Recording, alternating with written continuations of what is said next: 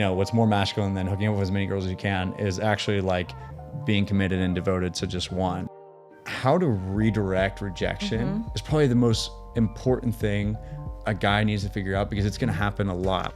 In my experiences, like that's been really helpful for guys, is just like having somebody that needs you in a way that you can actually provide for.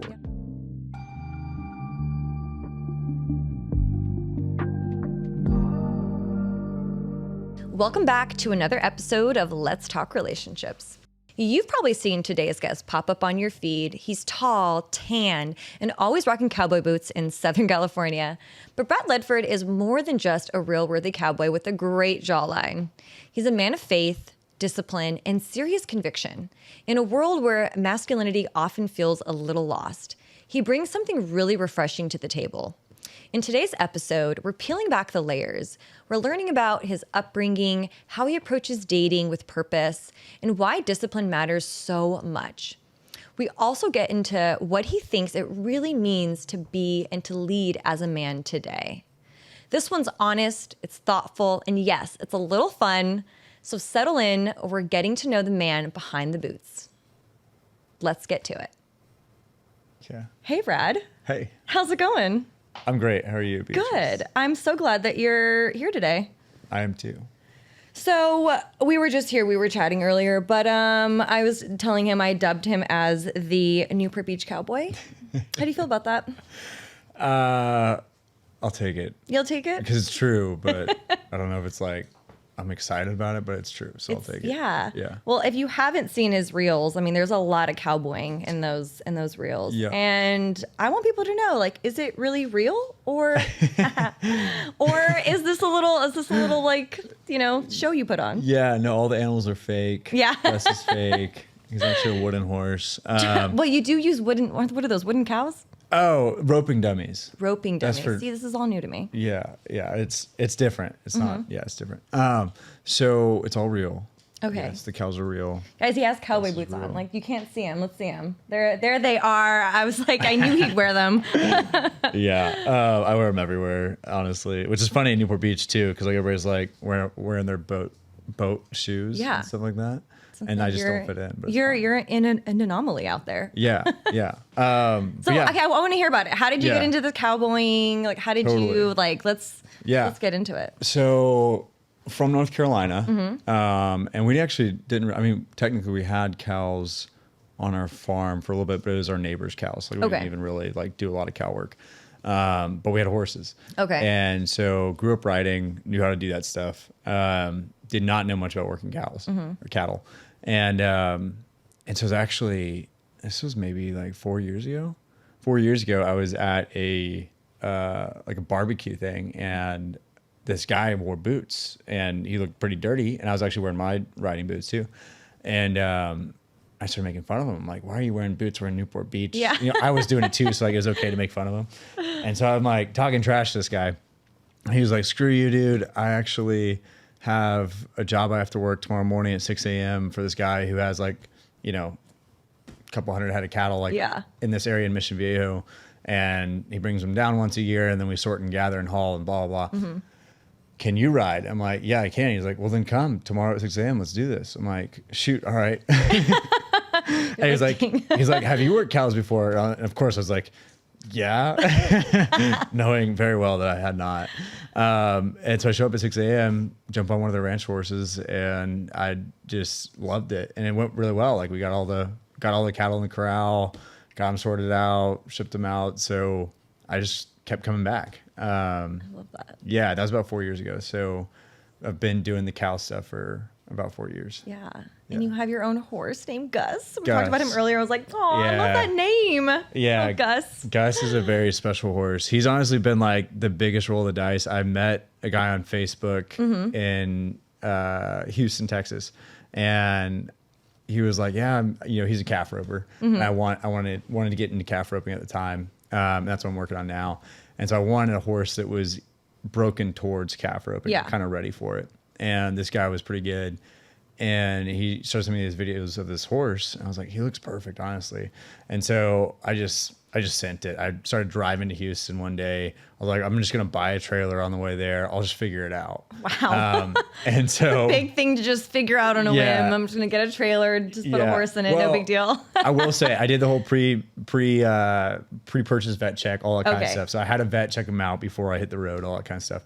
But other than that, I literally was just like sending it. So bought the trailer. Wow. I think I drove for one day, spent the night. The next day I bought the trailer. Got to Gus, I think the next day, picked him up and then started hauling him back. I just rode him for like maybe 5 minutes. I was like, yeah, he checks out. Wow. Like, hey, buddy, welcome to your new home. Yeah, it was kind of crazy to me, but he's amazing. He's a good horse. He's like got so much character and he's just goofy. He's a goofball. Is he? Yeah. That's fun. He's great. Love that. I love that you just went and got him. Yeah. So wait, how long have you had him for?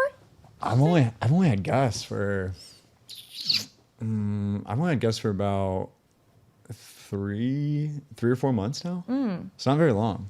Yeah, before that I was just on ranch horses. Okay. So pretty old, really amazing horses, but just like, just ranch horses. They're bomb proof.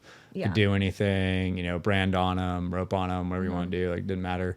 But yeah, Gus is the first time I actually owned my own horse, and he's just been great. So. Aw, I love that. Yeah. Yeah. Well, so I want to know more too. So, I mean, for anyone listening, the reason why I reached out to you, I just found you fascinating. I was like, again, the whole cowboy, you're in Newport, you're an entrepreneur, but then you also have the study that you're so into self-development and all of that, which we're definitely going to get into. But I want to hear about your entrepreneurship, like what you're working on. I love that you have something going on. So yeah, it's Avana, the drink company. Yes, so tell me about that. Avana is a brand I started out of college. So was my undergrad degree is in health science, biochemistry, and that's what I was studying and planning on doing.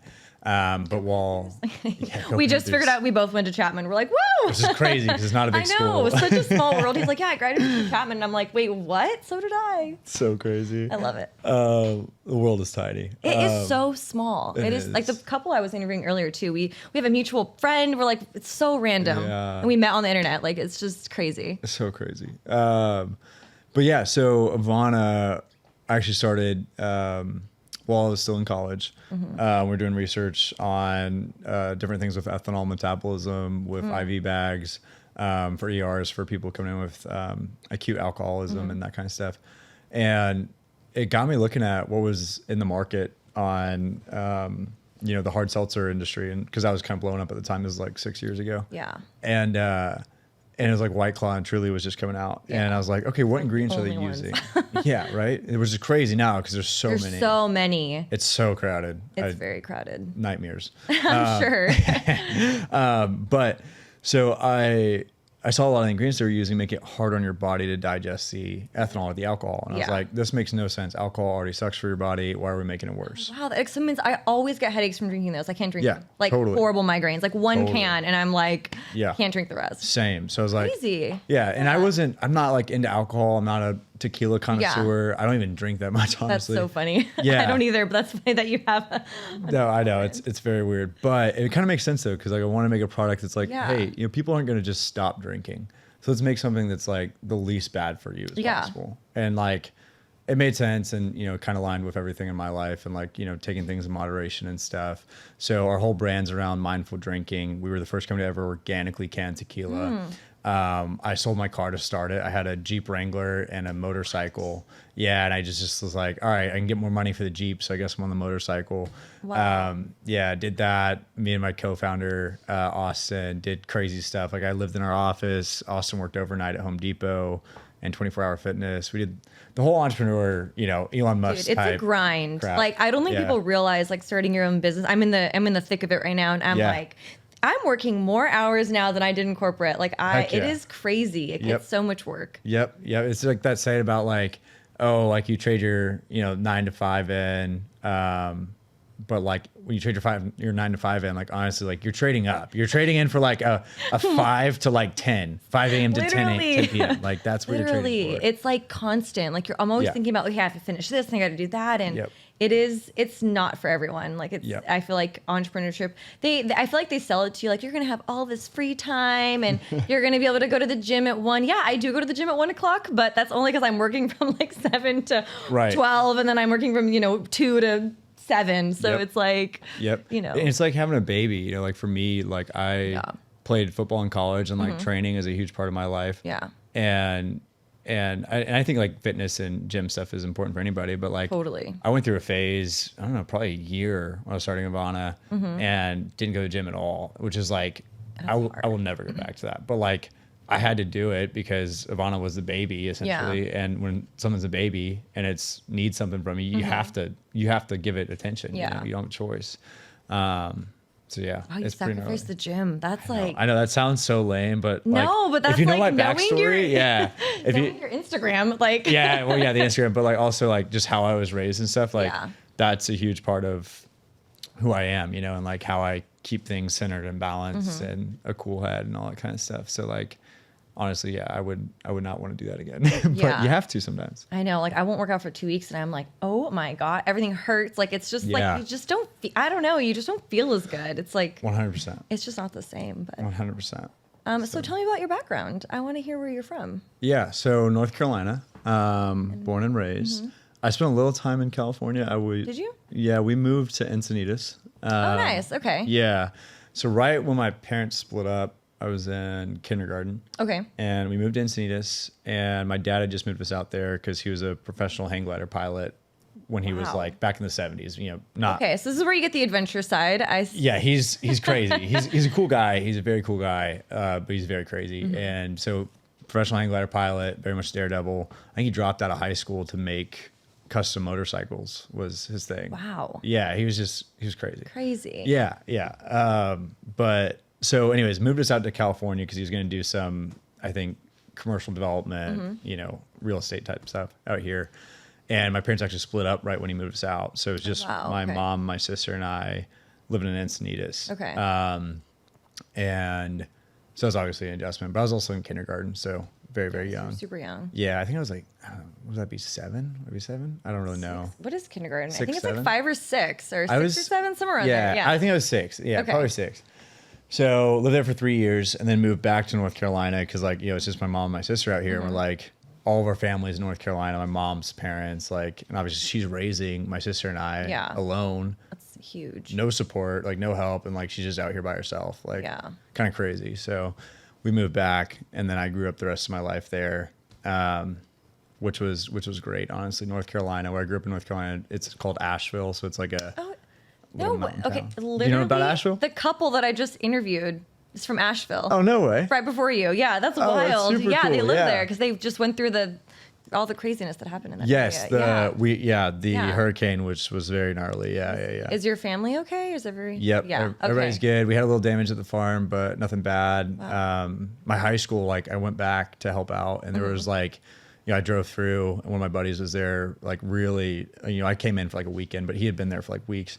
And there's mobile homes on our football field and stuff. Dang, that's crazy. Wild. That was man, crazy time. It was really crazy. But anyway, so grew up in Asheville. What specifically do you want to know?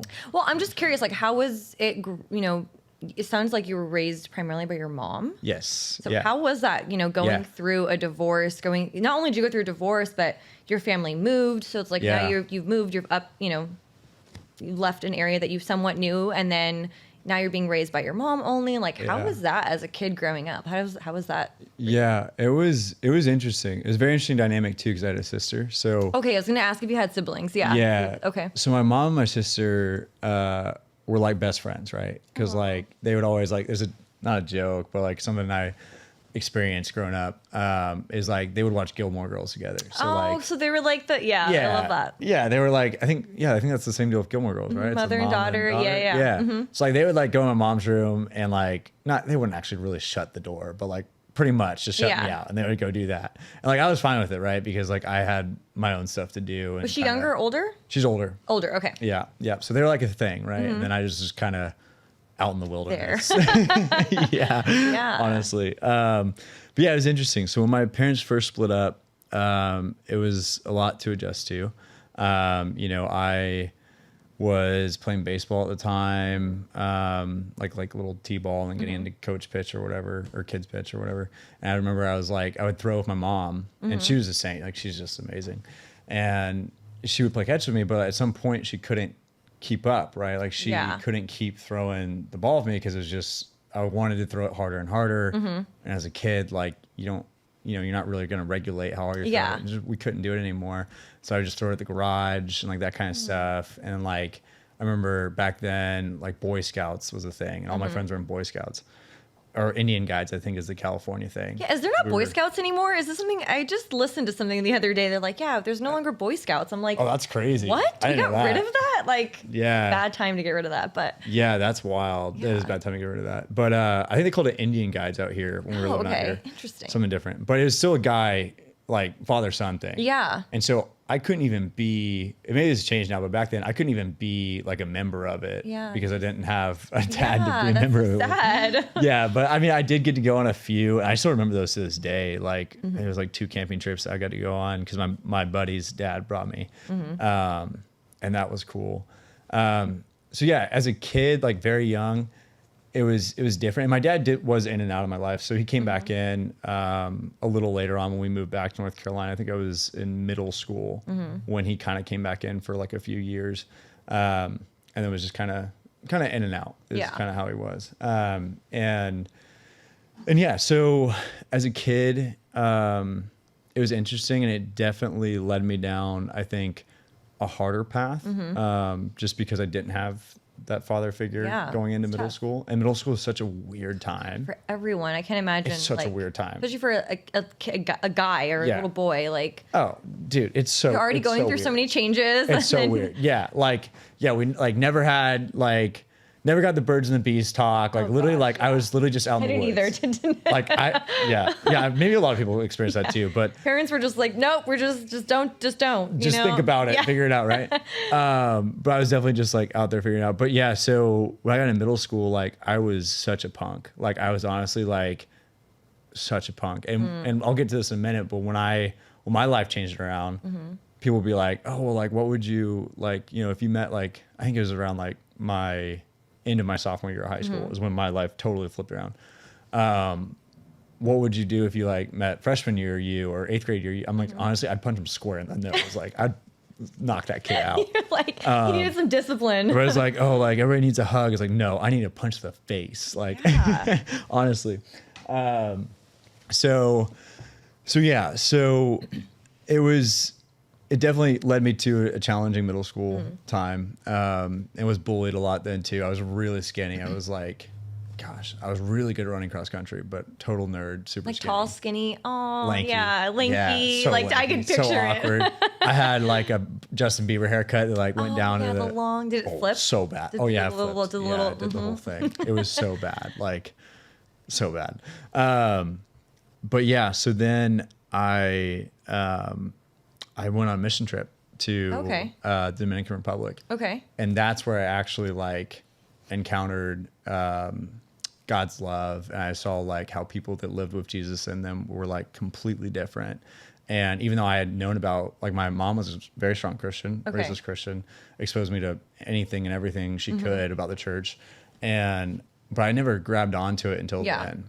And when I took it, how old were you at this point? 15. So, 15. Okay. Yeah, or no, actually, I would have been 16. I think this was like right after, 16. So right after sophomore year. Okay. And it completely changed my life. Like, I mean, completely, like, flipped it upside down. And I remember when I got back from that trip, it was just like I was a completely different person because, like, it was just, literally like Jesus was just living inside of me. Like, it was just a different person, honestly. Yeah. And I wasn't even recognizable from before that time and after that time. And that's a pivotal age. Like, I think 15, 16 that you're saying, like, that is, I don't know, it's such a pivotal age to kind of encounter God because you're still so young. Yep. And I feel like when you're a teenager, you're so like, you want to be the rebel, you want to do everything against the grain, you know? Yeah. That's crazy. Yeah. I remember I came back from that trip and I like lost all my friends because my friends were like very much the punk Brad phase, right? And just totally like kind of had to start over. But it was great because also at the same time just getting to like kind of masculinity and father figure roles and that kind of stuff. At the same time, at my school, a new like dean of men, if you will, came in. Oh. And so it was his first year at the school. It was my first year as like somebody new. And I mean, we just like mixed together perfectly. Like he became a very strong father figure of mine. And like, that was definitely something that helped me further down that path, you know? And just, that was definitely another kind of like big advocate for, I guess, making up for the masculinity that I didn't have growing up. Yeah. Yeah, for sure. Yeah. How do you feel like that impacted like how you kind of went through life not having that? Like, especially in your teenage years. Right. Yeah. You know, I think two things. Like, I have a lot of friends that, you know, grew up with a normal family, right? Like, grew up with a great father figure or whatever. And, you know, we're all lacking stuff. Like, we're all trying to get better, right? We're like always a work in progress. Just to clarify, I am so far from anything that's perfect, and I am working on new things all the time. Yeah. So just take everything with a grain of salt because I need it too. I'm talking to myself. But I've seen friends that like, you know, had a dad, and I've had plenty of friends that don't have a dad. I've seen, you know, friends that don't have a dad turn out the opposite of me. Like they stayed in that punk phase and like they became, you know, like just, you know, didn't respect women, you know, just pursued as many like sexual relationships as possible, like kept diving into that. And, like that was their world, right? Like how cool can I be by hooking up with as many girls as I can, blah, blah. And then I've also had friends that had, you know, great father figures and like they also fell down that path. They also, you know, didn't take initiative. They also lacked a lot of these masculine traits that I think the world really needs in a lot of men right now. 100% agree. And so I've always thought about that. It's like, well, what's the difference? Like, what's really the difference? And for me, I think it's definitely my faith. Like, I think having a relationship with Jesus changed everything for me because you have an example of real masculinity that's sacrificial. And at the end of the day, like, that's really what it is. Like, I was reading, one of my favorite books, Meaning of Marriage, Timothy Keller. Love that book. Yeah, oh my God, I have that book. Yeah. It's like tattered because I've read it so many times. Like, it does not get better than that book. Highlighted to death. Totally. It's a great book. And you do not need to wait until you're getting married to read it. Like, read it right I've read it like 7 times, I think, at this point. It's such a good book. It's so good. So one of the like earlier chapters where he's talking about like masculinity and like young men and that kind of stuff. It's talking about how like nature says like a masculine trait would be having lots of partners, lots of sexual partners, right? But what the Bible tells us, and what really, if you think about masculinity at its core, like what really is masculine, it's actually, you know, saying no to those innate desires and being able to control them in service to something bigger than yourself. Yeah.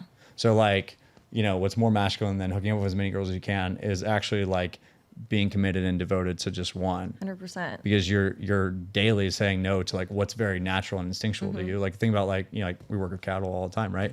We let a bull out on a field with a bunch of cows. Like, what do they do? Yeah. All of them 10 times, right? Like, it's not like they just find one, like, oh, this is my buddy. Like, no, they're like as many as you can, like spread the testosterone, seed, right? Yeah. Like that's what the animal world tells us, right? Yeah. So like, that's what's naturally in us. And so masculinity is honestly just being able to control those, you know, emotions, desires, all that kind of stuff. Yeah. And going back to like the whole, like how I was raised and whatnot, I think one of the biggest things for me too, that came along with having a relationship with God is controlling your emotions. Like that's like the biggest thing for men. Like I think the sooner you learn how to control your emotions and be able to repivot that energy into something productive and good, absolutely, the better you're going to be in life. Absolutely. And I think for men, they struggle to feel the emotion. It's like they suppress the emotion. They don't want to feel the emotion. Right. And then they don't realize that subconsciously that emotion is going to come out in some other way. Well, you know what I think is interesting is I think, and maybe it's just me, maybe it's because I was raised by, you know, 2 ladies, but my mom and my sister. But I think that men feel a lot more emotions than we think. 100%. They just don't know where to put it. Yes, I agree. And so like they'll either bury it deep down and like it never comes out and like we just don't ever know about it, or they don't know how to reposition it in the right way. Like for me at a very early age, I was able to learn like anger or like, you know, like something like getting rejected, how to redirect rejection is probably the most important thing a guy needs to figure out, because it's going to happen a lot, whether you're dating, agree. whether you're pursuing careers. Yeah. Like if you can't redirect the emotions you feel from rejection, you're gonna go the wrong way really quick. Absolutely. And so much of it is having a strong sense of self too in that, right? Like you're not going to allow a rejection to define who you are and to give you worth and value and, you know, and all of that. So right. Exactly. And it helps you with confidence too. Yeah. Like, if you can control your emotions and you can redirect them in the directions that can be beneficial for your life, I mean, like you're unstoppable. Like, and it helps you in so many ways. Like people who are confident, like it doesn't matter what you look like, or you know, it's like confidence is attractive to people. It's attractive to business partners, to significant others, to all that, to friendships. Like people want to be around people who are confident in themselves, not cocky, but who like can kind of stand up and have a sense of self. I think it's huge. Absolutely. Why do you think men struggle with that so much? Because it's so common. Yeah. You know, they struggle with either identifying emotions, feeling the emotion, controlling the emotion, like knowing what to do with the emotion and not letting it fully take over. I think a couple different things. You know, one, and a lot of it does go back to like having a good father figure is very important. You know, like I think I'm probably a little bit of an anomaly in that world. Like I came out okay, you know, but statistically, like you're not supposed to, right? No. And that's actually a statistic that got fed to me very early on. Like I had that stat in my head when I was 16, you know, like of like, okay, you come from a single parent home, you're like, whatever it is, times more likely to get a divorce. And I was like, I'm not going to be that, you know, like and that really drove me. But I think having a father figure is very important, because then you also have like something to look up to of like, okay, this guy sacrificed and this guy made, you know, those sacrificial service or servant leadership look cool.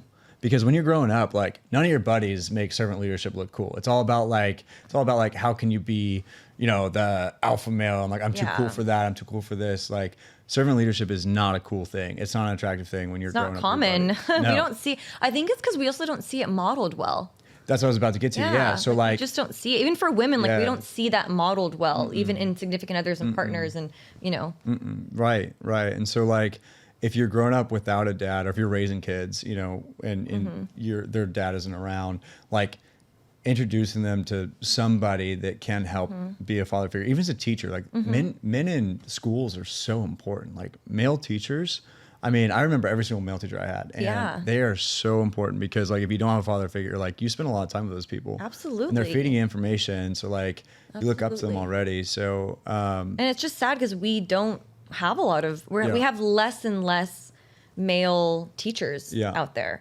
And I think a lot of men are being taught by women, which is not bad, but to be only taught by women, I think is starting to become detrimental to some of the generations. Like absolutely. people, like men need to have more male figures in their lives, you know, and not, apart from their dad. Maybe it's not their father, it's all these other people, but just kind of looking at it like it's crazy to see that there's just that it's lacking so much. Right. And there's such a ripple effect. I don't think people recognize like the ripple effect that is happening because of that. Yeah, I totally agree. And so then the other side of it too, which is kind of like in your head side, which one thing that my dad did teach me is a saying I'll never forget, and he used to say it all the time. And when I was a kid, I was like, well, this isn't very helpful. But like, honestly, now it's probably like 50% responsible for making me who I am today. He would just say, just figure it out. That was his saying. It's super simple, super short. Just figure it out. And you're like, that's kind of rude to say to like a 10-year-old or something like that. Honestly, though, there's nothing more valuable than telling a kid to just figure it out. Because like the sooner you can figure it out, like you can apply that to anything. Like, I mean, I remember one time my papa, who's just an awesome guy. He was a farmer. He raised Appaloosa horses. Like that was his thing. And a great used car salesman. That's actually kind of really funny. Random, but like, yeah, he was. I know, random fact. He was. But when he was like later in life, just kind of losing his mind a little bit, we were following him, hauling a tractor to a job site. And so he was in the truck in front of us, hauling his lawnmower. We had a tractor in our trailer, and we're like following behind him. And I think I would have been 16 or 17. And so he stops in the middle of the interstate. We call them interstates in North Carolina because we only have like 2 of them. Oh, it's not like the 405 No, or like no. the 5. No, that was a crazy. When I got to California, that was the craziest thing. When I came back for college to California and people started saying that, I was like, guys, it's called an interstate. And everybody looked at me like I was crazy. Yeah, we're like a what? I'm like, what do you think the I stands for? And they're like, oh, well, it's still called the 5. I'm like, all right, dude, whatever. Hilarious. So anyway, so he stopped in the middle of the interstate, and I was like, holy crap. And so I, dial up my dad and start like running towards him to like get him back in the car and like get him moving and stuff. And I remember my dad came through clear as day. He was like, just figure it out. Like he didn't tell me what to do with my pop. He didn't tell me like how to handle it. He literally was just like, just figure it out. And honestly, like now today, like the whole entrepreneurial thing, when it comes to cowboying, when it comes to like relationships, like the sooner you figure out that like nobody's coming to just fix it for you and you have to just figure it out, the sooner that you realize like these emotions, I need to be able to conduct them in a way that's beneficial for society, for the person in front of me, for myself. Because if I don't, like nobody's going to come in and just fix them. Yeah, absolutely. Well, it gives you like the drive too. Like you have to figure it out. You don't have any other option. Totally. And it's funny because nowadays I feel like, and this has come up I think in other podcasts too, but parenting, people these days are like over parenting their kids. Like they're fixing everything for them. They're coddling them so much. Yeah. And it's a little worrisome, and I think I know why people do, because we didn't get it as kids. So now you want to give your kid everything. And, but I think a lot of psychologists have been saying like, you should really let your kids fail. Yeah. Let them fail, let them fall, let them figure it out for themselves. Because that's a skill they're going to have to learn, right? If they don't, they're going to become adults who don't want to take risks, who don't want to fail, who don't know how to figure things out on their own. They will never, take a step out in faith. Like they end up becoming just very, run of the mill individuals, because they've never been given that chance. I think that's such a cool thing that you brought up. Yeah, absolutely. And I think just like, for me, this may be controversial, but when I was in middle school, honestly, getting bullied a little bit, like, helped a lot. Yeah. It helped so much because, like, I don't know, I think for men, it's a little bit different. Like, you go to a guy and you say, oh, like, you're perfect as you are, like, you're enough, yada, yada, yada. Like, I don't know. I think that deep down, some guys, like, they don't, if you just tell me you're enough, then, like, what is there to do, right? Like, nobody's perfect. And so, like, the more you believe that about yourself, like, the less you're going to want to do because you're like, oh, I'm good. I'm totally fine. Like, I don't need to like work harder for anything or whatever. So I don't know, but yeah, obviously like we're talking about the tough part, but the love part too is important as well. Right. Yeah. So, a healthy mix is obviously, I think, probably the best thing. Right. I think I feel like that's the new definition of like healthy masculinity. It's like, it's like, how do you embody both, right? Well, that's a good subject too, because so healthy masculinity, I think. And I'm not even sure if I like that. Do I want to call it healthy? Like, I think I don't know. I don't know what the right way to. I don't really know either. Like healthy masculinity, is it? I don't know, but whatever the new definition of it is, because I feel like the word has been trampled on over the last couple years. Right. We've got like unhealthy, toxic, toxic masculinity, all that, and it's like, how do we redefine it? Yeah. Like, what is it that like, we really want it to be, and what should it be? What does it need to be? Right. Right. Yeah. Yeah, it's interesting. And this might be jumping into dating, which might like jump a couple things, but you tell me. I'm just kind of like shooting out here. This is your show. You tell me. This is my show. It probably would have not made it anywhere, but no. But yeah, one thing that's interesting about kind of masculinity and like guys and something that's really relevant today, is I've seen a lot of people talk about like, women will say, we want like, an emotionally mature guy, which is up a ton. Yeah. 100% true, 100% real. But like, what does it mean? Yeah. I want to get down to that, because I'm like, what, especially totally. I love hearing this from your perspective, because I'm like, I want to know what does it mean to you? It's so important. But I think one of the problems is that people say, I want a soft guy. Like I want to emotionally. But they don't. You don't want a soft guy. They don't want that. Like it's proven over and over. Women do not want that. Like, so there's this book called No More Mr. Nice Guy. I've heard of it. Everybody's recommended it. Okay, it is such a good read. I read it and I was like, How dare you not put your phone on? It's know, okay. I'm Mine so totally went sorry. off too. It's totally fine. That is I forgot to put do not disturb. rookie I was like, mistake. rookie mistake. I have my notes on here. So like, Yeah, you need yours. Okay. Mine's dead. We'll throw it over there. There you go. not that you respond anyways. Okay. What's really funny is like, honestly, so many people are going to feel that because I don't respond to anybody like ever. Oh, no, it's fine. It's fine. I'm starting to become that person. I'm like, I'm overwhelmed by my phone. And it's just like, Yeah. I look at it if I don't have it for a couple hours and I'm like, we're just going to put that away. Yeah. No. Anyway. But the book, it is so good because even for me as a female, like I would date these guys and they're like so nice. Everyone's like, but he's such a sweetheart. I'm like, I know. He's wonderful. He's nice. He's all the things on paper that sound great. I'm just like, I'm not feeling it at all. I'm just not attracted to him, or I'm just not there. It's just not there. Yeah. You know?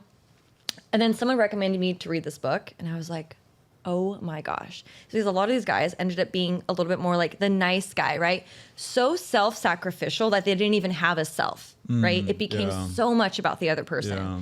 And there's a softness that I don't think women want entirely, right? Yeah. It's like you want to have a soft landing place, yes, but the book went deeply into it, but it was just really eye-opening as a female to read that, because I was like, yeah, this makes so much sense why those type of men I've never really been attracted to, or it just didn't work out. But Yeah. 'cause I don't think women really want someone soft. Yeah. Yeah. Well, I feel like there's two things here. So one, like what you're talking about is like, you know, if you don't have a sense of self, like we were talking about before, like a confidence, like boundaries for yourself, you'll be boundaryless, right? Yeah. But then you kind of like you'll be a little bit submissive. Right. Like yeah. a little, in Totally. sense of like whatever their needs are. And that doesn't mean like you need to be a jerk and not, provide and be there for their needs and all that. But it's Right.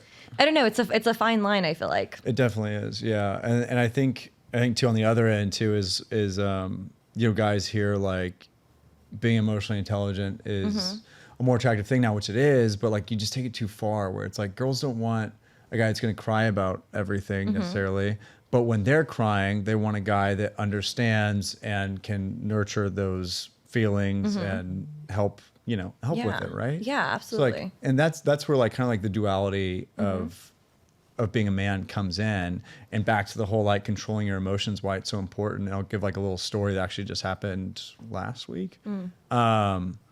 That kind of like embodies it a little bit. So so I was coming back from Stagecoach. Yes, I went. It was very fun.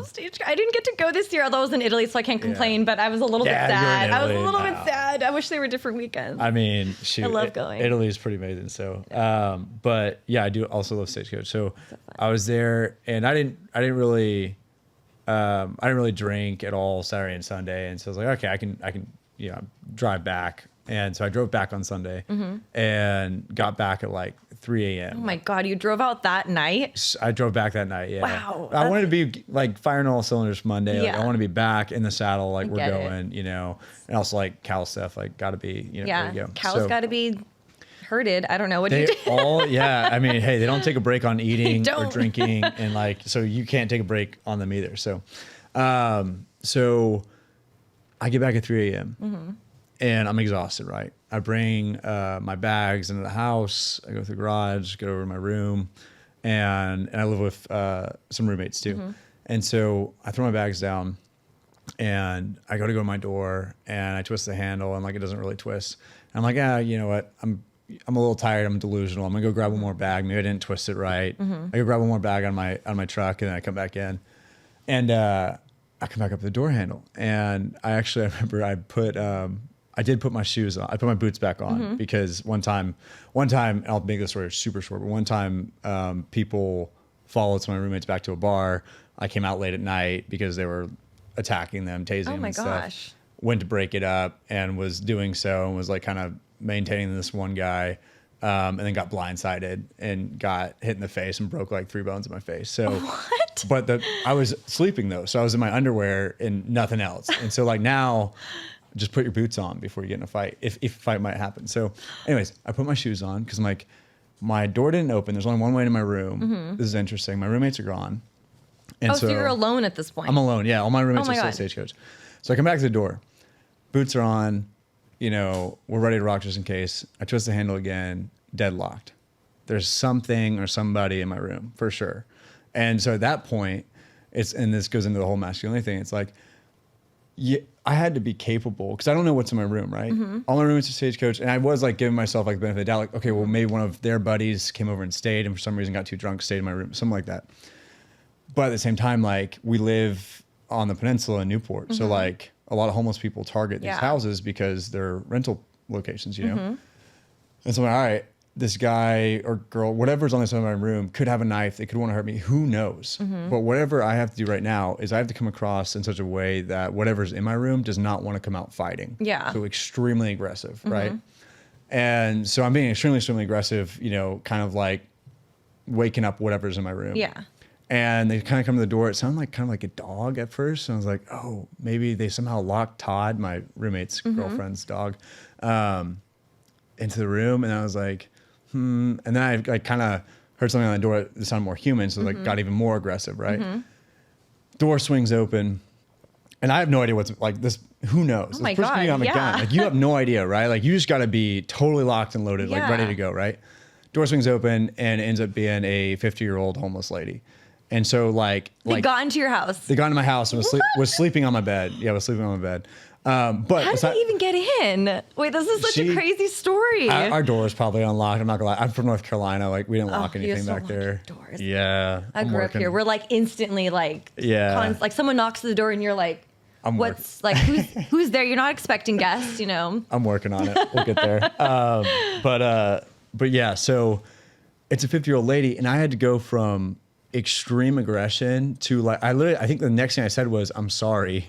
Because I mean, she's homeless lady sleeping in my room, and I'm telling her I'm sorry because I was being extremely aggressive moments before. But literally like that went from, you know, like I'm not going to repeat what I was saying, but like extreme aggression to like the Lord forgives you. Don't worry. Thank you. To like, I'm sorry. Like, can I help you? You know. And then I landed in a happy medium where I was like, okay, wait a second. You probably shouldn't be sleeping in my room though. And you're like, I'm trying to be nice, but I had to help her out of the house. But wow. But yeah, but that's the point though, is like masculinity and like all these things about like being like kind of the right, healthy type of masculine or whatever really comes back to like controlling, in my opinion, really comes back to controlling your emotions in a way where you can read a situation, read what's going on with other people, be in touch with your emotions enough to where like when that door swung open and I saw as a 50-year-old lady, I wasn't still being aggressive. Yeah. Some guys don't know that. Some guys would still be aggressive, and that's where you get, you know, guys that do things that aren't socially acceptable, right? Yeah. And so that's where I think like a lot of it comes down to is like being able to have it in you to flip that switch when you need to. You know, like for example, like when that night happened with the guys followed my roommates back, and they were following a girl too. It was actually a really bad situation. So I'm glad that we intervened and like wouldn't do it any other way looking back at it. But you have to be able to flip that switch and like go, you know, wake up and just go straight at something. Right. But also the second you see that it's not something that needs that type of aggression or testosterone or whatever, be able to dial it back, read the situation, and then meet it where it's at, right? I needed to meet that 50-year-old scared homeless lady where she was at, and I was able to do that. And I, like I said, I attribute a lot of that back to my relationship with Jesus because that's what he does in the Bible countless times, and also back to, I think like just getting the opportunity to be around men that could do that too. You know, like that father figure I had in high school. Yeah. And also a little bit to just figuring it out, you know, like how my dad taught me to do. So, well, it's like the fruit of the spirit. I always think of that like self-control, right? And Totally. Jesus talks about that a ton. Like that is going to be a fruit of the spirit. Totally. And that's something you have to cultivate. It doesn't just happen overnight. Right. And it's those little things. It's denying the flesh. And like, I think as Christians, we hate talking about that. Like we hate talking about what that means. You know, it's like you want the greater good. You want to not be divorced. You want a really good marriage. It's like, well, what does that require of me? Yeah. And I think so many of us go out and we date and we look for partners and we never ask ourselves that. Yeah. Like, what am I actually looking for? And what is that thing? And then what is it going to require of me? Right. We're so outward focused. Well, what's on their list? Who's they? Who, you know? Yeah. And it's like, but are we actually becoming the version of ourselves that person would want to be with? Right. You know? Right. 100%. And I think that's a hard thing for men too. It's like, that's the question is like, what are women's deep desires? And I will say though, I've just from stuff I've been reading about like men's work and all that, I think men do feel a little bit like ganged up on in terms of that. Because I think the hard part is, as women, we want the emotional intelligence and the emotional maturity. And I agree. I don't think we want necessarily for you to be more emotional, like where you're constantly, you know, but I feel like a lot of men weren't raised with that at all. Like they weren't given the opportunity to like grow that part of themselves, you know, to cultivate that part of themselves. And so I think that's why we're in this really interesting predicament of where we are the dating world. It's like what women desire and then where men are. Yeah. You know, I listened to it. Actually, that's the podcast I shared with you. I listened to it, by the way. Did you? I did, yeah. Oh, okay, good. I did. Well, in that, they were talking about how, like, someone had said, like, women are in graduate school when it comes to emotional intelligence, and men are in the 3rd grade. Like, that is a huge discrepancy. That's a really big gap. Yeah. And so I'm just, like, curious from your perspective, like, you know, it's like, I don't even know how to ask it. Like, what do men need to do, you know, to even start to get on that page? Because I think there is such a big gap in terms of that. I'm just curious if you have any, like. Yeah, I kind of had, I guess I cheated the system a little bit on that one because of the way I was raised with my mom and stuff. So like my mom, you know, like it was a gift in a way. Yeah, she was amazing, but you know, like she had her own insecurities, right? So at a very young age, like I was comforting her some of the time, you know, and like. So you grew up quick. And, yeah, and I can she sense would, that. and she would cry about certain things, and like I would have to understand how to handle, you know, somebody crying who's very fragile and saying things that she might not mean and that kind of stuff at a very, very young age. And so I got like the, you know, graduate school of that very early. Very quickly. So I was fortunate with that. But what I would say for like most guys, you know, we spend so much time, guys typically like we'll spend so much time like in the gym. Like, oh, if I'm not enough, like I'm just going to go train harder or I'm going to go make more money. Like those are the two things that guys always dish out to, right? Like I got rejected or like that relationship didn't work out. Okay, I'm just going to get, you know, even stronger and leaner and I'm going to go make more money and like become more successful, right? All good things. Yeah. Go do that 110%. That's what I do too. But one thing that we leave out a lot is working on the things that actually didn't benefit the relationship. Relationship wasn't not successful most of the time. Your relationship wasn't, you know, not successful because you didn't have a perfect 6-pack of abs. Like, it's great. I want you to go get that. Like, definitely, like, I'm all for it. But that's probably not why your last relationship didn't work out, right? So, like, identifying those points and then, like, putting in the work, just like you put in the work for the gym, just like you put in the work to make money. Like, I think now there's a demand for men to put in the work to, like, be able to be emotionally mature, right? And you gotta, I think it really comes down to also, like, figuring out your strengths and weaknesses, right? So, like, if you're a guy that, like, doesn't have that, you know, kind of, I guess, like really, we'll call it dangerous side to him, the ability to be a threat. If you don't have that side, you got to work on that side, right? If you have a lot of that side and you don't know how to be soft when somebody needs it, then you got to work on that end of it, right? And they're two very different things.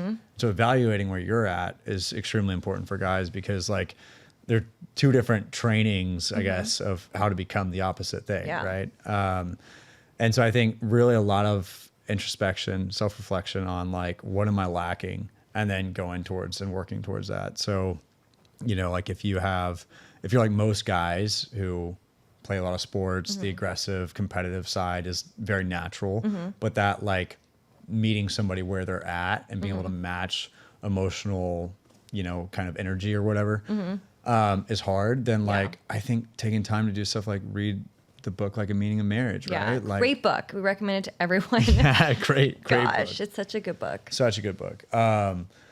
Like doing that kind of stuff helps a lot. And I think also like looking at your friendships, like you can practice a lot with friendships. I say that all the time. Yeah, you can practice so much with friendships. All of this can be done through friends. Yeah. And before you meet your partner. And what's cool is like, I guess something that I probably took for granted is like in Christian circles, they talk about being vulnerable all the time. And all that's doing is getting guys to learn how to be like the right kind of emotional, you know? And like, so we get it all the time in Christian circles, but if you don't grow up in a Christian circle, like, I don't really know where you're going to get that. Yeah. Your basketball coach isn't going to tell you that. No. Football coach isn't going to tell you that. So like, where are you going to get that? You know? So I think that That's really important, is like finding that friend that like maybe might be a little bit better at it than you and practicing with them. Cause like, if you practice with a guy who like is also just as bad as you are. Like a dude, he's like, what are you talking about feelings? Like, he's like, dude, shut up, let's play video games, right? Like, so it's so true. You got to find somebody who's a little bit better than you and just practice with them, because like that can help so much. Yeah. And so, I think just practicing being vulnerable with somebody that isn't going to like totally shut you out is a good place to start. I love that. Go from there. I think that's huge. Yeah. Because it gets extra hard when you have a girl in the picture and it's like somebody that you're supposed to provide for. And it's like, I don't know if you want to practice. Like, to be honest, do you really want to practice on your partner at the beginning? It's like, no. It's like have those skills honed in on, I think, before you really want to call in that person for you. It's like, so I think it's smart to do it in friendships, do it in community groups. And then honestly, if you can't do it with any of your friends, I think that's also a really good indicator of like, do I have the right group of friends? Right, 100%. Are they pushing me to grow? Are they pushing me to be a better version 100%. Of myself? I think sometimes like men can surround themselves with guys that are just, like we play football together, we go to the gym, like we do our activities together, but they don't actually talk about anything. Right. Right. And it's like, are those the friends that like you can actually get deep with, right? Share the hard problems, And it's funny because in that podcast that I sent you, they said that like men's groups are so vital, because I don't even know if therapy is the right answer, like for men, always. Yeah. I think there's so much healing that can be done within just a men's circle. Yeah. And I think you make such a good point with that. Like, I think doing it within men before you bring a woman in the picture is where I think a lot of that growth happens. And I that kind of just had that realization is that like, I don't really know where you'd get that outside of a Christian circle. Like if you're a young man growing up, like I don't really know where you're going to get that unless somebody that isn't a Christian circle brings it into the locker room. It's like, we don't talk about it. Or you have a great coach or like, No, when I got to Chapman, because I played football at Chapman. And oh, you did? Yeah. We didn't have any of that in our locker room. Like nobody would talk about that. And even the like Christian leaders, and I actually went to that school thinking that was going to be my role, and like those were my hopes and dreams for it. And God had more of like a learning phase for my life then, which I'm glad He did, because I like who I am now. So, but like it wasn't really there, And so like if you don't have that, it's tough to find it,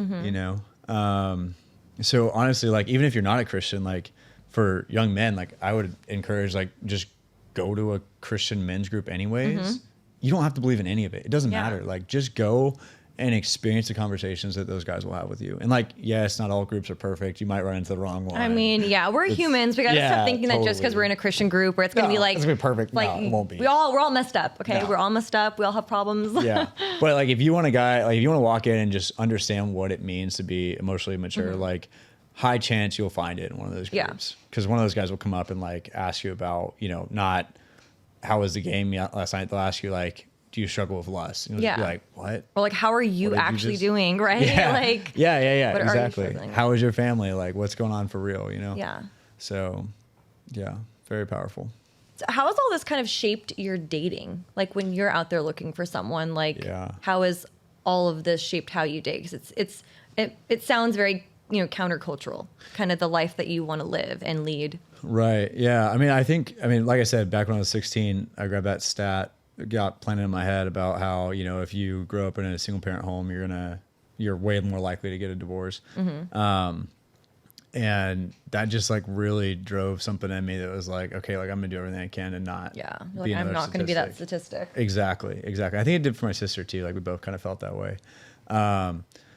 But it really like kind of motivated me to put in the effort and whatnot into myself before relationships and whatnot. And I think seeing my mom go through what she went through growing up, I was like, there's no way that I'm going to see another woman in my life go through something like this again. Like, there's just no way.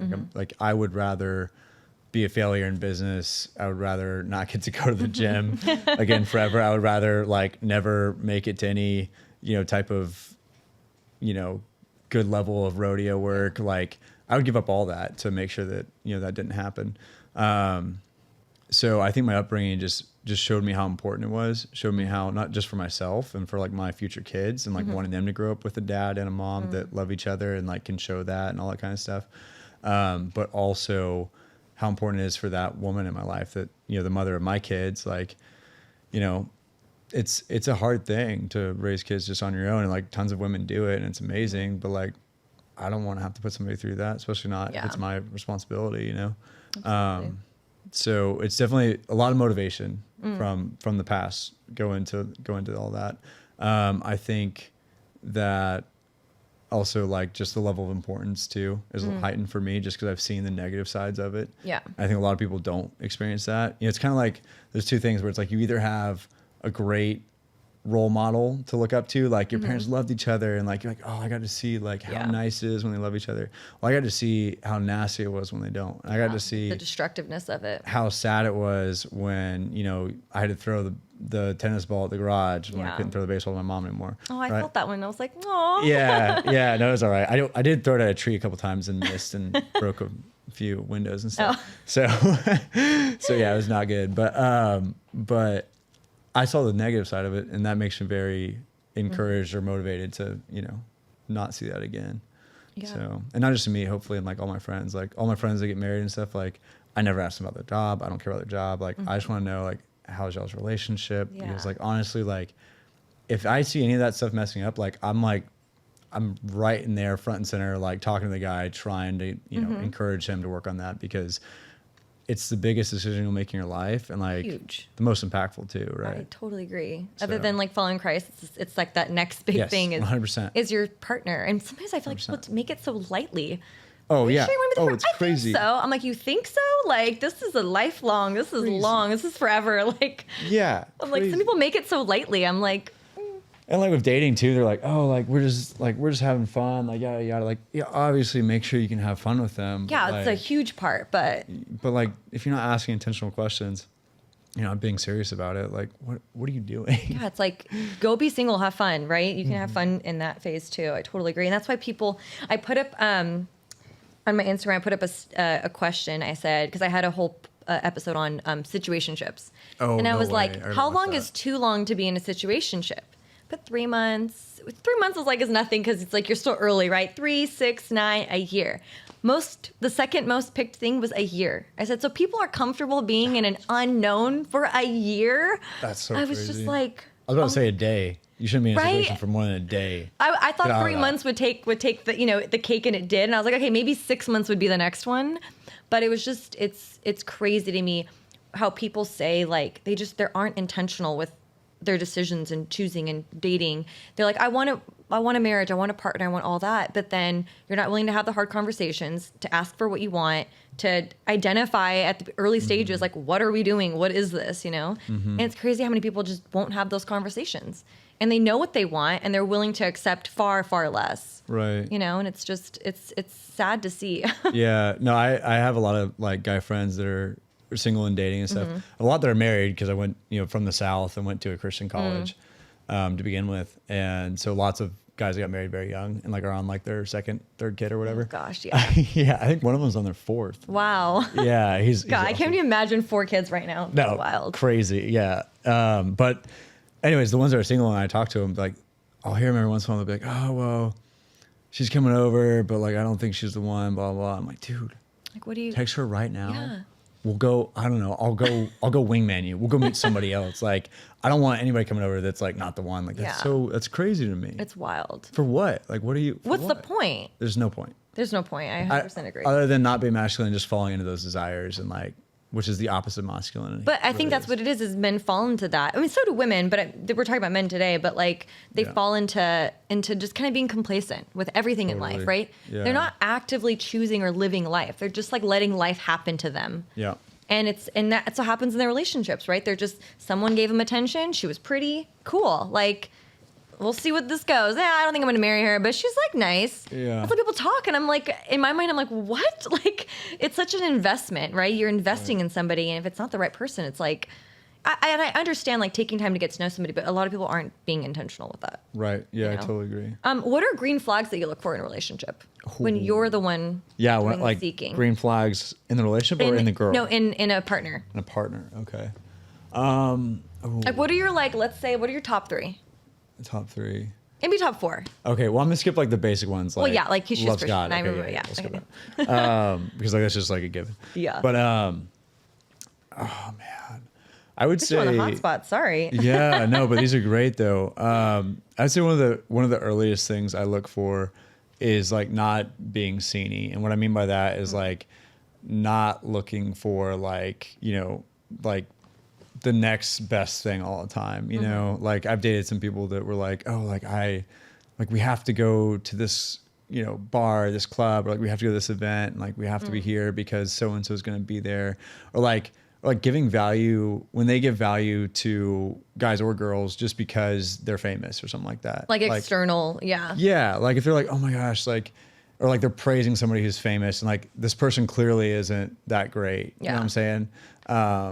So like clout chaser. Clout chaser, yes. That is like the easiest, biggest turn off. Like that's a red flag. So green flag would be like when they're not like that. Like I dated somebody not too long ago, and she's very big in like the Western apparel or clothing space. Really amazing person. And she like, we had, I think it was CMAs or something like that. And we were in Nashville, and she just got into Nashville. And like, I picked out all these dresses for her, found like, you know, one of her assistants helped me with her sizes and everything. I had like this whole like couch full of dresses that were all like her size. They're all like, you know, her type and everything. And she's looking at them, and she's like, well, do you really want to go? And I was like, I just want to be with you. Like, I just want to hang out with you. Yeah. And she was like, well, that's all I want to do. And I was like, perfect, let's not go. We didn't go. And so like, that's we just great. like put all the dresses back in the bag, and like, we just hung out together. Yeah. And like, this was like, you know, like she would have been on the red carpet, like all this kind of stuff. Like, and she just didn't care about it because she just wanted to hang out with me. So like, that was a huge green flag, right? So like stuff like that, where it's like, cause like that's, I mean, think about marriage, like, if we're gonna get married, the mundane things. Listen, if we're gonna get married and go live on a farm, and you're sceney like that, and you need like lights, cameras on you, like attention, like it's only gonna get worse. Like if we move off to a ranch somewhere and it's just me, you, and our kids, like, and you're seeking, and back when we were dating, you were seeking like this crazy amount of like external validation and attention and everything, like there's no way you're gonna be comfortable with that. Yeah. Like it's only gonna get worse. Yeah. And then you're gonna seek it somewhere else online, and then that's where bad things happen. Yeah, I was like, and that makes a whole other thing. Yeah. So that's a huge green flag, is when people are not seeking, you know, this grandiose amount of attention and validation and whatnot. So that's a big green flag. Another green flag, I would say, you know, loyalty is a big thing. I feel like every guy talks about that. Like, it's a big one. I do feel like a lot of guys bring that up. Yeah. What does that mean? It's huge. And it means a lot more. I think the basic thing is like, okay, like, you know, like you're not going after other guys or whatever, like obviously. Yeah. The other thing with loyalty too, and I've experienced the kind of like the bad side of this, is like, you know, when you're in public, like if something happens, or like if they're upset about something, being able to control that and not put you down, you know, especially in public settings, right? Yeah. Like that's a big loyalty thing. Because if I'm loyal to you, like I'm not going to make you look bad. Like I'm going to do anything I can to keep you from looking bad. Yeah. You know? So loyalty goes further than just like, you know, being a committed partner. It goes into a lot of different things. Yeah, I can see that. Like even not putting you down in front of other people, arguing in front of other people. Yeah. It's like you should really be lifting each other up. Totally. Totally. So that's a big one. I think like what their desires are for the next 5 years. Because I talk about a lot how guys need to have a 5-year plan. You do, yeah. It's huge. It's so important. Like that's, I can talk about that for days for guys. For girls, for me, it is a green flag too, just knowing what they really want, you know? Because like if you can align like what your wants are into perpetuity, like so much of a better chance of making it work. Yeah. Because like right now our wants are like, you know, they could change. Like right now, like you might want to really, or we'll go back to college. When you're in college, you might really want to date like an athlete or a frat guy. Let's stick with the frat guy thing. So you might really want to date a frat guy. When you're out of college, like, I'm sorry, frat guys aren't crap. Like their equity goes to literally the trash. Like the frat guy becomes the finance bro. Well, yeah. I mean, if you find success in your career after frats, like that's great. But like if the frat is the peak for you, like you're dead. Like you're done after college. But girls in college, that's all they want. They just want like the king of the frat, right? So like the 5-year plan for girls is important too, because like I want to know like what do you want down the line? Like do you want kids? Do you not want kids? Like where do you want to live? Are you okay with that? Like that kind of stuff. So that's a huge green flag when it aligns with like what my 5-year plan is, because it's obviously one of the most important things, right? Is our future together. Yeah, so, absolutely. Yeah, having that conversation early on, right? It's like, well, don't. yeah, totally. No, like I dive straight into that stuff because why wait on it? Like you can find out while you're having those conversations if y'all are compatible and if you have fun. Like that's the easy part. Like don't wait off on the hard stuff because you want to make sure you can have fun first. Like you can do it all at once, honestly. You can do both. Yeah, absolutely. Totally. So yeah, those are pretty solid ones. Yeah, I like those. I love it. So you mentioned this in one of your posts, which I really liked. It says, if you want your next relationship to look different, then your single phase has to look different too. Totally. And I think this is something for both men and women. Like, what does it look like to have a purposeful single season in your life? Yeah, I think the step one to that is reflection on your past relationships. And not like how they did you wrong, not how they were a terrible person, blah, blah. I don't care. Even if they cheated on you, like you can always pull something out for yourself. Absolutely. And even if you dated the devil, like you can still be like, okay, well, why did I fall for them? Yeah. Well, right? Yeah, there's always, you're part of the equation, right? So you have to take part of the responsibility. Yeah, exactly. Because oftentimes it's like, why did I fall for them?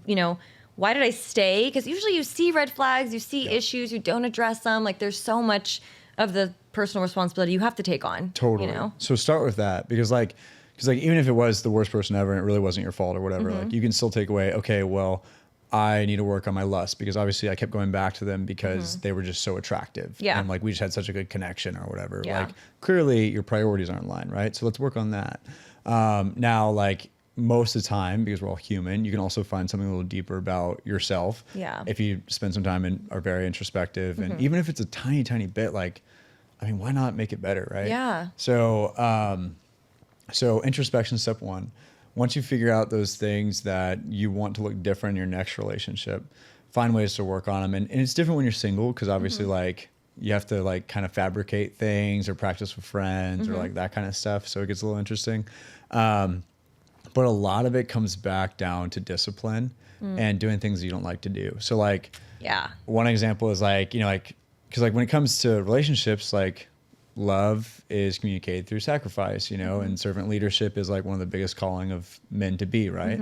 And so for me, like I hate the ocean. Like I hate swimming in the ocean. I'm not about it. Sharks. You hate the ocean. I can't see any. Well, I hate being in the ocean. Okay, I was like, you live by the beach. I literally live on the ocean. Yeah, I literally live on the ocean. I almost hurt a little bit. I was like, what do you mean you hate it? Okay, now I get it. Like you hate being in it.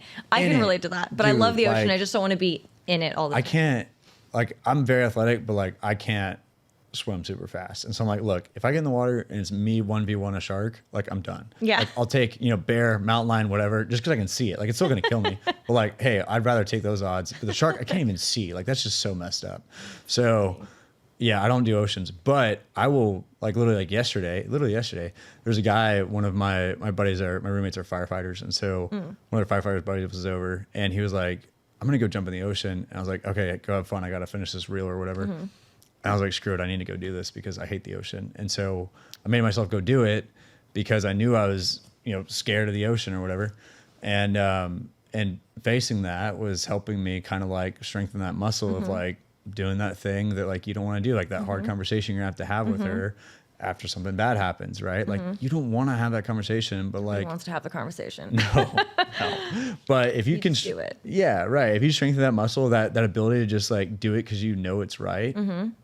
Then you'll be able to do it in any other situation too, right? Absolutely. So I think that's a huge big. one. Yeah, that's something I've been adopting a lot lately. I started noticing in myself that I'm like, dang, I'm like so complacent in so many areas in my life, and it's like because I don't want to do the thing I don't want to do. Yeah, like I don't want to be uncomfortable. I don't want to, and I started like dumb things like put all the dishes in the dishwasher before bed. Yep. Like, no, I'll do it in the morning. I'm like, no, do it tonight. Like it's such little things. Like it doesn't have to be these massive things, but it's exercising that muscle of doing the thing you don't want to do. Yeah. And it's like, that's been my season of life right now. It's like, I'm constantly doing that. Yeah. I'm like, oh, I don't want to do it. I'm like, no, Like, get your butt up and go to the gym or go do this or wake up early or read the Bible. Like, it's doing all that because like you're not always going to want to feel like doing something. Yep. And I think you make such a good point. That's why I'm riffing on this now, because it's like the more that you can do that, it's like it sets you up in so many areas of life, not just relationship. Totally. Work. Like, there's so many things in my business I don't want to do. Right. I don't want to figure out half the stuff I have to figure out. Like, right. But you're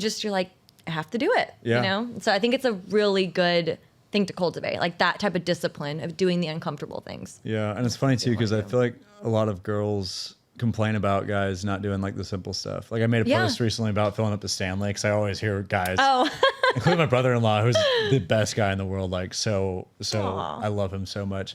And I think he jokingly does it, but he's always complaining about my sister, you know, asking him to fill up her Stanley bottle. Yeah. Which is like such an easy thing to do. Yeah. Like I don't even think twice about that. Like it's just like, okay, done. Like that was such an easy ass, right? But like genuinely, like a lot of guys struggle with that. Mm-hmm. Like they're like, I don't want to do this. Like they're just comfortable. So like I'll do comfort. things. I feel like comfort kills so much. I'll do things like I'll totally finish a workout and I'll be walking out the door. And this is just something that's easy for guys to relate with, right? I'll be walking out the door. And if I have the time, like I'll literally stop at the door and be like, all right, turn around. We're going to go do like 3 more sets of that one exercise you didn't like. Wow. Like boom, right there. And like when it comes to mind, like you just got to jump on it. Like don't think about it. Don't think about it. Be able to turn that stuff off. Because you will talk yourself out of anything. That's what people don't realize. Like I am the queen at talking myself out of something I don't want to do. I'm like, but do I really want to do it? No, I could do it tomorrow. I come up with every excuse in the book. Yeah. If you give yourself too much time. Totally. So that's why you just have to like kind of like snap it, turn it off, turn off the thoughts.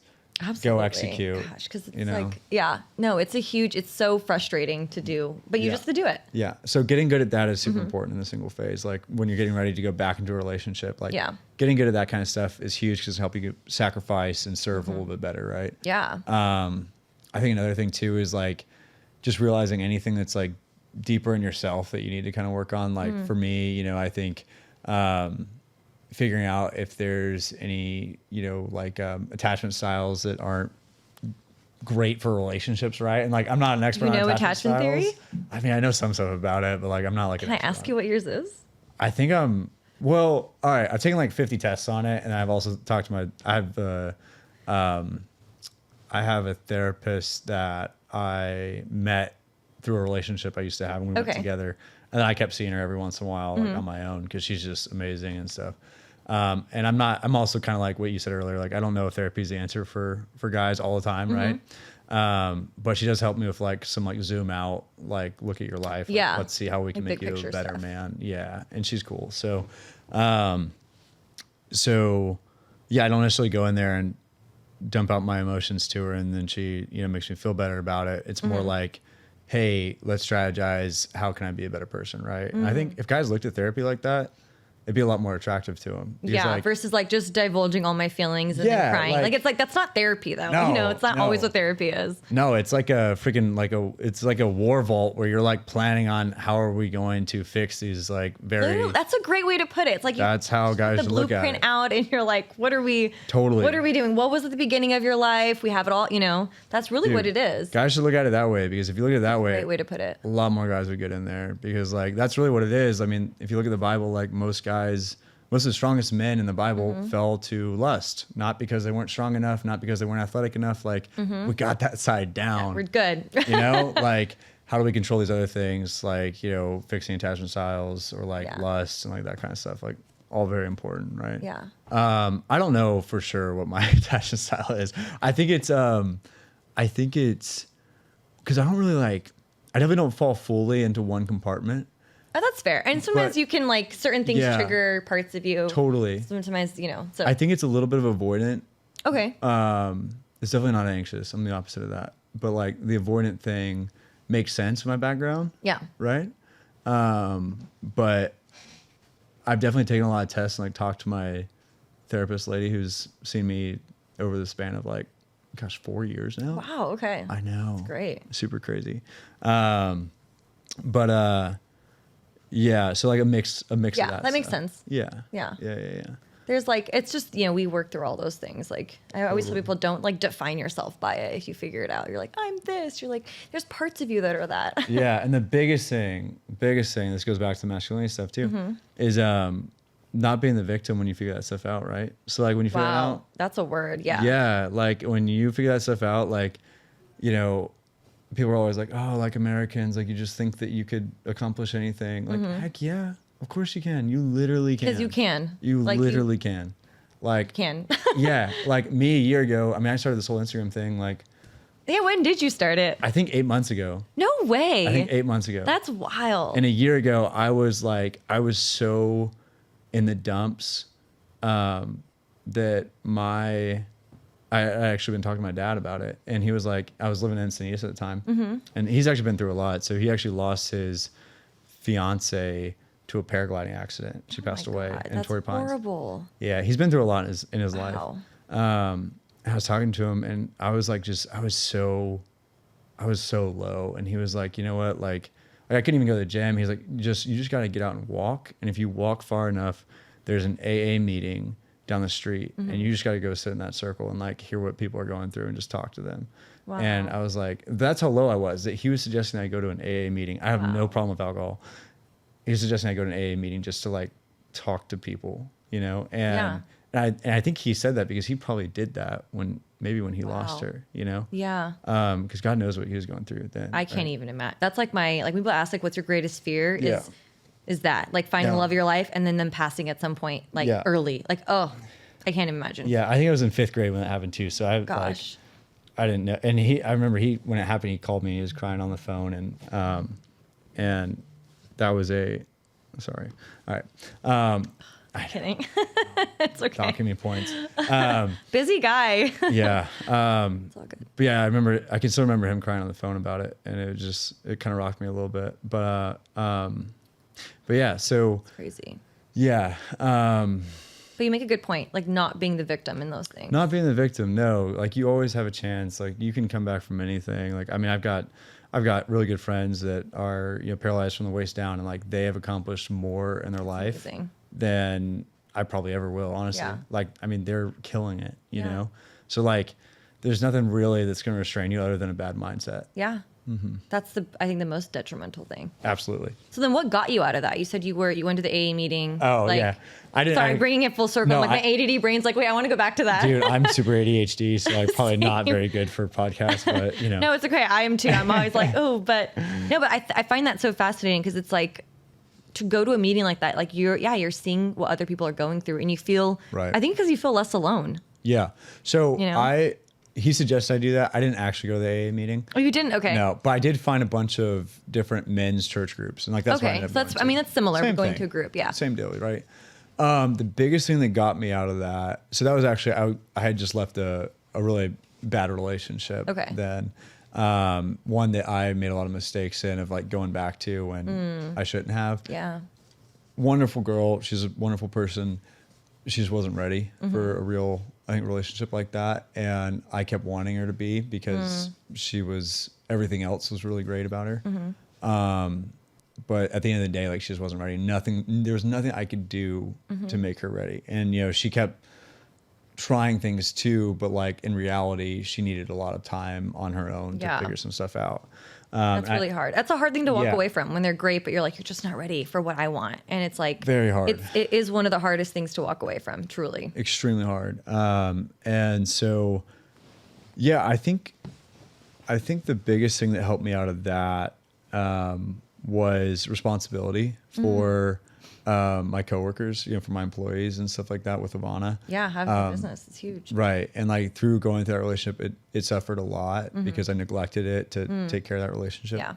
And so seeing how it was suffering from me not being present, I was like, wow, like this is really bad. Like I need to really pay attention to this. And so I dove back into it. And that responsibility is honestly what like really helped me out of it, I would say. Not responsibility to make it successful or whatever, but genuinely just the people in the company. When you have employees, like that's like a big responsibility. Big responsibility. Like you have people's livelihoods like on the line. 100%. My co-founder has given his whole life to this. Like I've given my whole life to this. You know, employee number 1, who's amazing. Like she gave her whole life to this, right? Yeah. So like we're fully we're totally in there. Yeah. And my other employees too, of course. Yeah. And so like knowing that they were banking on me being functional and firing on all cylinders, I think really helped me pull out of that. If I didn't have that, I probably would have stayed in that rut a lot longer. Yeah. Yeah. Wow.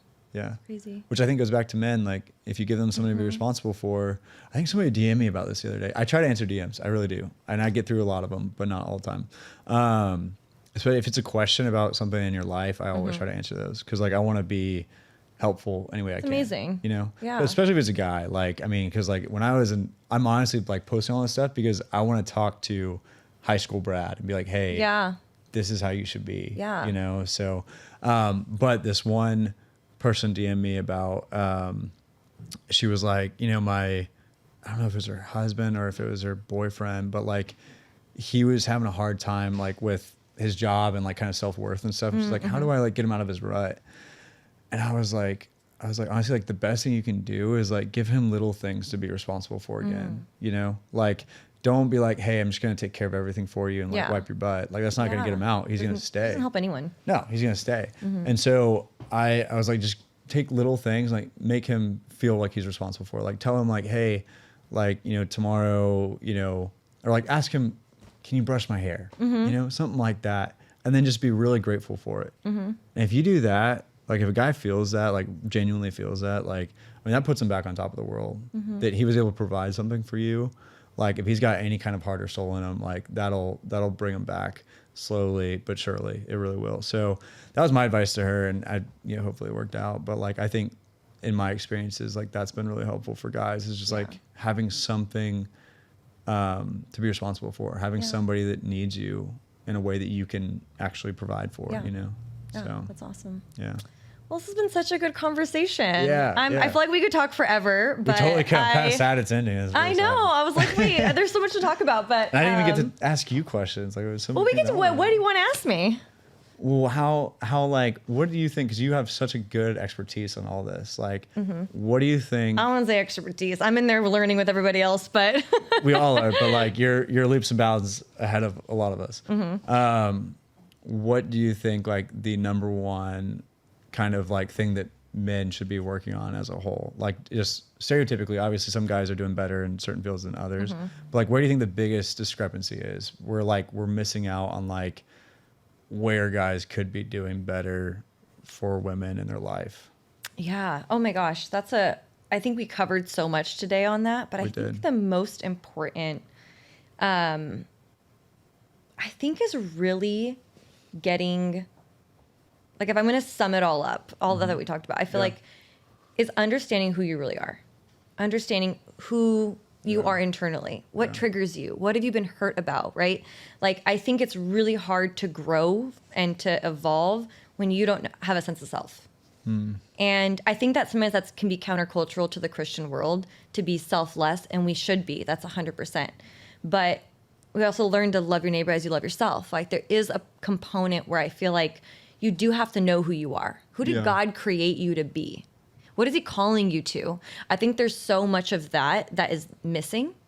And so we live a life out of purpose. It's like you can't live a life in purpose if you don't really know who you are. Yeah. You know? Yeah. And what God's calling you to do, and who is he calling you to be? Who did he make you to be, right? Totally. Like I always try to get people to that. Like at the end of the day, like what do you think he wants of you? And I think if we can start there, I think a lot of the other stuff will start to kind of come, right? You can be more disciplined. You can have a 5-year plan. You can understand all those things. But I think those are really hard to understand if you're not willing to get curious about yourself. Yeah. And I think it's an evolution. It's like you're always getting to know yourself. Like I discover things about myself that I'm like, oh, I didn't know I was like that. Or that's a new thing. But I think it's staying curious and in getting to know who you are. I think that allows you to be more relatable and allows you to relate to women's emotions and to women and what they're, looking for. But I sense a lot of men are a little bit more complacent from just what I've gathered in my dating world. And there's like this fear to get, there's like a fear to get deeper. There's a fear to really uncover because they're like not sure what's going to be there. Right. And so I think that's what I would say. I'd say like find out who you are. Yeah. Heck yeah. And then grow from there. That is super important. Yeah. Very nice. That's my answer. But anyway, nice. Well, thank you for coming on. Honestly, like I know we talked about this being your first podcast. Dude, I reached out kind of on a whim. Like you were on my list. I have like a list of people that I wanted to, interview. And and this is actually what really happened. You were on my list. A friend of mine sent me your profile and she's like, who's this cowboy guy? Like, and I was like, funny enough, I've actually want to interview him for the podcast. Like he's on my list. Yeah. And her just sending it to me, I was like, I'm just gonna message him now. Like, why not just ask? Like, shoot it. I hadn't gotten to it. And so anyway, you ended up responding and be like, yeah, let's do it. I'm like, oh, great. Yeah. Because I love the content that you post and I think it's so vital and so important. And I love the perspective that you have. And I'm like, but I want to get to know the guy behind it. Like, right. Like, you know, what's your story? Who are you? Like, how did you get to this? Because this is more rare, more countercultural. So I was curious to kind of peel back the layers a little bit and get to know who you are. Yeah. So thank you for being vulnerable and for coming on and sharing yourself and your story. Thanks for picking me. Thanks for having me. Because I think like this is one way to get deeper into that stuff. And absolutely. Hopefully it's helpful for people, you know. Yeah. So I love it. Absolutely. Yeah. Thanks so much. Appreciate it. Thank you. Awesome. Cool.